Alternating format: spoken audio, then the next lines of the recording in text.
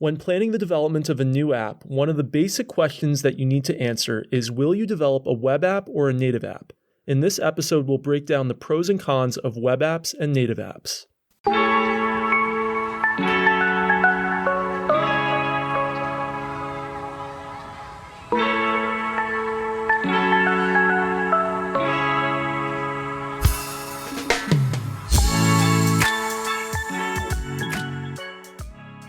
Welcome to Kopec Explains Software, the podcast where we make computing intelligible. This week we're talking about an essential question at the beginning of the life cycle of an app development project.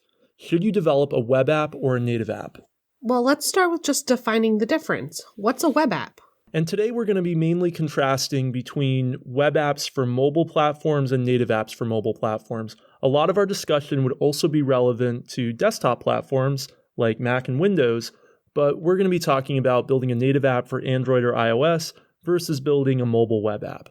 When we think about a web app, one of the key characteristics is obviously that it runs in a web browser. That means that it's programmed generally in JavaScript with the layout in HTML and CSS. We did a previous episode on how the web works, which I'll link to in the show notes.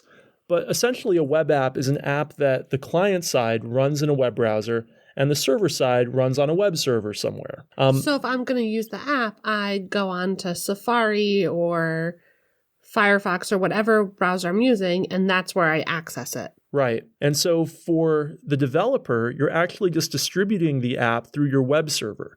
You're not distributing it through a app store. And that's one of the key differences that we'll get into later on. And we're thinking about this whole episode kind of from the lens of the developer, not as much through the lens of the user. There's a lot of benefits actually of distributing your own app. You can update it anytime you want to by just releasing a new version on your web server without having to ask anybody for permission. And the distribution can't be restricted because you're in charge of the distribution. A downside, though, of this kind of distribution is that the app is not actually permanently installed on the user's device. So the user may forget about your app because they just don't see it regularly. Sure, they can bookmark it, and most mobile operating systems have a way of actually creating an icon on the home screen for a particular web app, but it's not as sticky as a native app is. Another chief benefit of a web app is that they're cross-platform by design. So when you develop a web app, you're generally testing against all the common web browsers, but everybody uses about 3 or 4 different web browsers, and they all really do things pretty much the same way. There will be some subtle differences. But if your app runs in a web browser, then it can run on any platform that has a web browser. So you're cross-platform by design. So is a native app pretty much just something that lives on the device? Yes, and from a technical standpoint, what that means is a native app is something that is written and compiled into machine code that is specific to a particular hardware platform. For example, I compile an app for iOS, it runs on the ARM microprocessor inside of an iOS device, is tied to the libraries that come bundled with iOS, and it wouldn't then go run on an Android device or on a Windows computer. So native apps are tied to the platform that they are native to. It's an app that does not, of course, run in a web browser. A web browser is a sandboxed, interpreted environment, whereas a native app is running right on the metal. But being platform-specific is also a major downside. They're by default not cross-platform. They are specific to one particular hardware platform and operating system. And they're distributed as executable binaries. And that means that they actually need to somehow get downloaded onto a user's device. And the most common way for that in the mobile world is through an app store, such as Apple's App Store or the Google Play Store. Let's dive a little deeper into the pros and cons. Yeah, and let's start with web apps, and then we'll do pros and cons of native apps later. And we've already talked about a couple of these, but we're going to go in more detail now. So one of the pros for web apps is going to be just that it's more approachable. Like more people know how to program for the web environment. That's right. It's a more general skill set than developing for iOS or Android. For example, we'll get into this later, but if you're developing for iOS, you need to know the Swift programming language, and you need to know Apple's UI frameworks like Swift UI or UIKit. There are many more developers who know how to develop in HTML, CSS, and JavaScript, the technologies of the web platform, than there are that know Swift and Swift UI.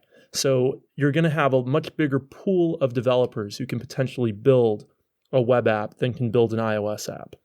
Another pro is just also going to be how easy it is to get it out to the masses, so to speak.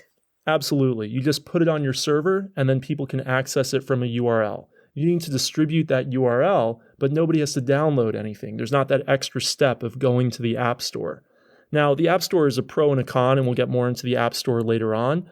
But in terms of the step of actually making it available to other people, not necessarily even like how they access it, but just getting it out there, it's simply just publishing it on your own web server.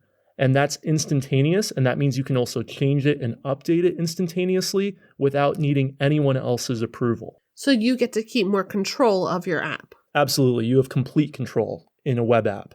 And then another pro we've already talked about is the fact that it's cross-platform. You're not relying on it being just for iOS or just for Android.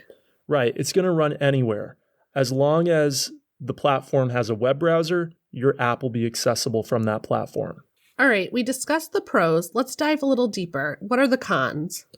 One of the big cons when developing a web app is that you don't have direct access to the hardware. And while JavaScript has APIs for a lot of common hardware, for example, there's ways from JavaScript to access the camera or access the GPS chip to get the device's location, you don't have access to specialized hardware. So if you need to do anything with non-standard hardware or hardware that's very specific to a particular device, you can't do that in a web app. And then what about the user interface? Could that be a con as well? Yes, the UI is not generally going to conform to platform norms. When you build a web app, you usually build one UI that's used on either Android or iOS or Windows or the Mac. You don't usually build a specific version of your website that's going to be viewed on iOS versus one that's going to be built on Android, although that is possible. Your app is not going to feel as at home for the user as a native app would that uses the same widgets that every other app on their system uses. Yeah, I feel like that's the experience I've had when I use web apps where it just isn't as pretty. Right, absolutely. And then another con, we talked about restricted access to hardware. You also have restricted access to platform-specific technologies and APIs. Let me give you an example. Let's say Apple or Google has an augmented reality library, which both of them do, that you want to use. That library might only be accessible from a native app. So as a web app, you're not going to be able to make use of that really cool library that could add some really cool features to your app. All right, let's talk about native apps. One of the pros is actually performance. Yes, on average, native apps are going to perform better than web apps. There's a few reasons for that. One is that web apps are running often on a client-server model. Some native apps are too, but web apps, it's really the norm. And so we're often passing data across the network when we're taking any action. This is going to slow things down because we're going to be dependent on network latency. But web apps are also just less performant in general because they're often built in JavaScript. And JavaScript is a less performant programming language, being just-in-time compiled or interpreted than natively compiled languages like Swift, for example. So on average, a native app is going to perform better than a web app. And if you're doing something very high performance, like a game that has really intense graphics or some kind of scientific computation, you're almost always going to want to do it as a native app. Another pro is going to be the access that a native app has to the hardware. Right. The rest of the pros that I want to talk about are really just the inverse of the cons that we talked about for web apps.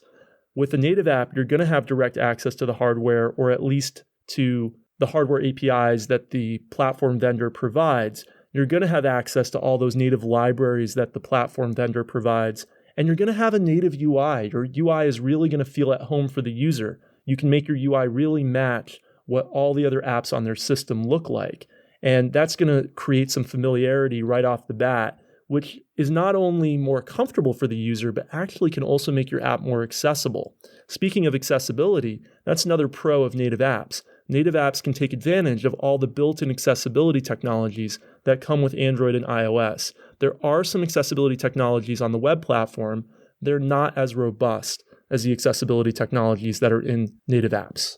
And similarly, the cons are also connected to the pros of web apps. Right. The curated distribution, right? So when you have a native app, especially in the mobile sphere, it has to go through an app store to really get wide distribution.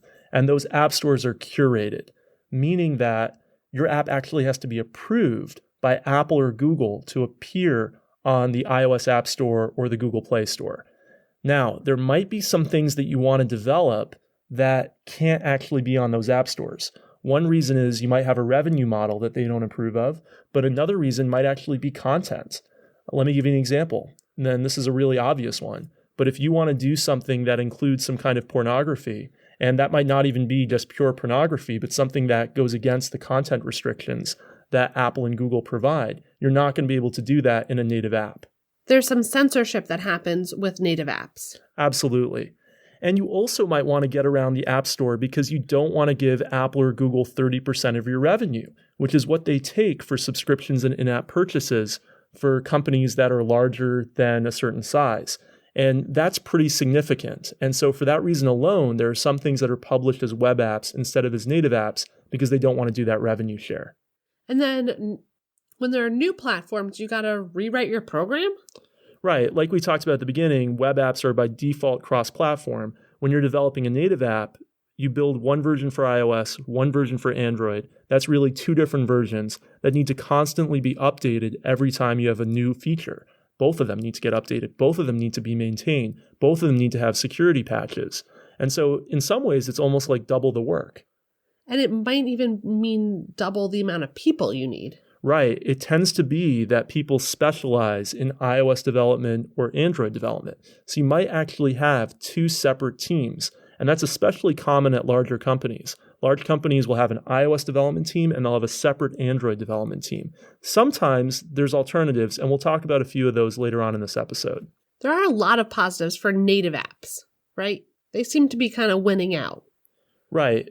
By being able to take advantage of more platform-specific features, more advanced libraries, having higher performance, there's a lot of benefits here. The main downside tends to be that distribution model, the cost of having two different teams, and it might actually be harder to even hire those teams in the first place because it's a more narrow skill set. But consumers, like the people using the apps, seem to like native apps better. That's definitely been the trend that we've been seeing. If you go back to the mobile revolution, starting with the iPhone and then Android a year later, when smartphones went from just being something that some people were using to something that everybody was using, we've seen the adoption of native apps become really, really widespread. People thought, and there's been a lot of discussion in the programming community, that web apps would make a comeback. And in the 15 years since the iPhone, we really haven't seen that. If you think about the most common apps you use every day on your smartphone, most of them you're probably accessing through native apps. I'll give you an example. Facebook, right? Facebook originally didn't have a great mobile strategy when the iPhone and Android launched. And they had to pivot because everybody was moving to mobile. And when people moved to mobile, they didn't want to use the Facebook website on mobile. They wanted a Facebook native app. And even to this day, I'm sure you go and open the Facebook app, you could go to the mobile Facebook website, but you probably don't do that very much. Consumers have spoken in favor of native apps for many of the reasons that we talked about earlier. They prefer that performance. They prefer that native UI. They prefer that ability to integrate with native platform technologies. So having a native app has really become a must if you're a big consumer software company or a big company that distributes consumer software. For the programmer, besides different languages, what are some other ways that it's different to program for a native app or a web app? Yeah, the most obvious thing is the languages you're going to be using. So when you're developing a web app, you're going to be using HTML, CSS, and JavaScript generally. There are some alternatives. There's ways of compiling other languages to JavaScript or to WebAssembly, which is a newer technology. But the vast majority of web apps are developed in HTML, CSS, and JavaScript. If you're building a native app for iOS, you're generally going to be working in Objective-C or Swift, mostly Swift today. And on the Android side, you're probably working in Java or Kotlin. There might be other languages like C++ that you're using on either platform, but those are, in general, much more platform-specific languages like Kotlin or Swift, not these more well-known general-purpose languages like JavaScript. What about how you test the app? Yeah, with a web app, you need to test on multiple different web browsers. There are subtle differences. There are web standards, and we talk about this on our previous episode about the web, which I linked to in the show notes.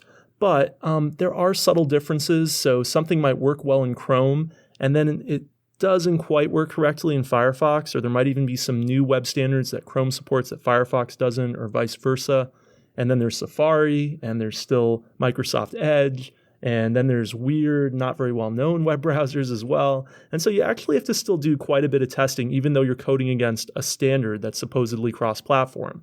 So one nice thing, though, when you're testing is there's what's called the instant refresh cycle. You have a new version of your web app, you put it on your server, or you're even developing it locally on your machine, and you can just hit refresh in the browser and instantly see the new version.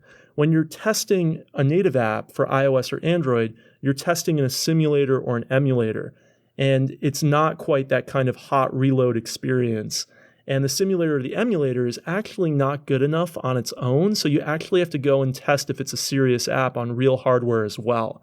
And that means you might literally have a bunch of test devices. So you just imagine a big company has some lab where they have like tons of different models of iPhone, and they have some software that automatically builds their new version of their app and installs it on all these different iPhones. And then somebody actually checks that it works well. There's automated tests, of course, but then usually there'll also be a human being that double checks as well that these hardware devices are running the app correctly. So it's pretty laborious on both sides. It's just different. And I want to talk about distribution differences again as well. So we talked earlier about the curation on the app stores, how you have to go through the review process. There are some ways around that. Specifically on the Android side, there's what's known as sideloading, which is the ability for a binary to actually be downloaded from a website and installed on an Android device. There is proposed legislation in Europe that would require this of Apple as well, and there's even talks in the US Congress of requiring Apple to have a way around the App Store. These are kind of antitrust type issues. However, at this time, there is no sideloading on iOS that is possible for your average consumer. So you can get around the app stores on the Android side, and you can't really get around the App Store on the iOS side. And another kind of interesting thing is on the Android side, there's actually more than one app store. There's a Google Play Store, but Amazon also has an app store, and there's other alternative third-party app stores as well. So the Google Play Store is generally where you want to distribute, but you might want to distribute in these other app stores as well to reach as many consumers as possible. So distribution is a whole different ballgame in the native app world than in the web app world. So if the trend over time has been for native apps, you might ask, why would you still make a web app today? Well, there's a bunch of reasons. One is it's generally going to take less time and cost less money. There's more developers that can make web apps, and that's what goes into that economic equation. It's also, of course, easier to do them cross-platform. You don't have to make two different versions. And web apps are still great for prototyping and proof of concepts. Before you do that investment in making two native versions, maybe you want to see how the web app goes.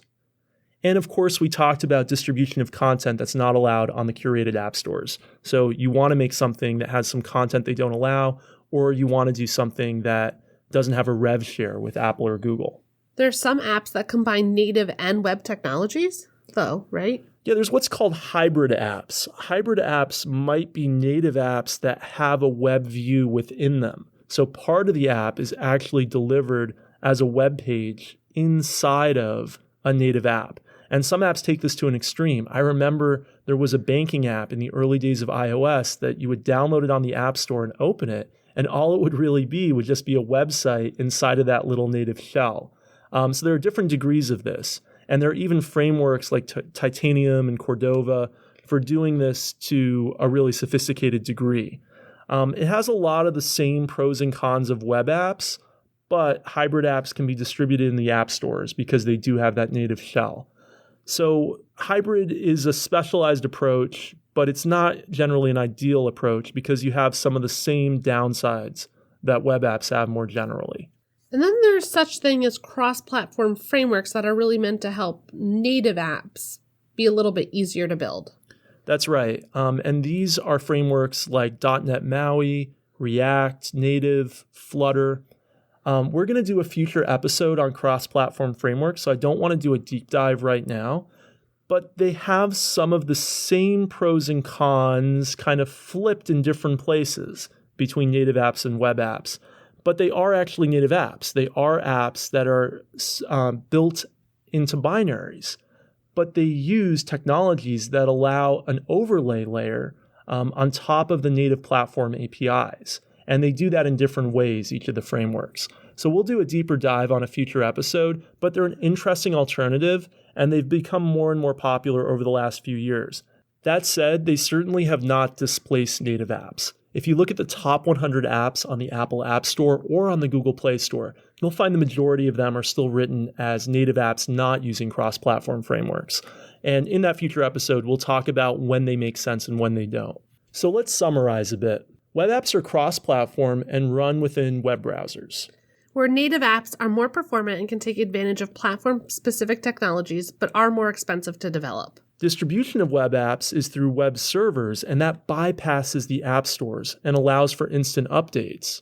Whereas when you distribute a native app, you have to go through the app stores, and then you're having to go through some hoops, and you have to go through some content restrictions and a revenue share with Apple or Google. It's a hard decision deciding whether to build a web app or a native app if you're a small team and you have a limited budget. If you're a big company today, you almost always develop a native app. And sometimes you consider using a cross-platform framework to ease development, and we'll get more into that in a future episode. Thanks for listening to us this week. Rebecca, how can people get in touch with us on Twitter? We're at Kopec Explains, KOPECEXPLAINS. We'll see you in 2 weeks. Bye.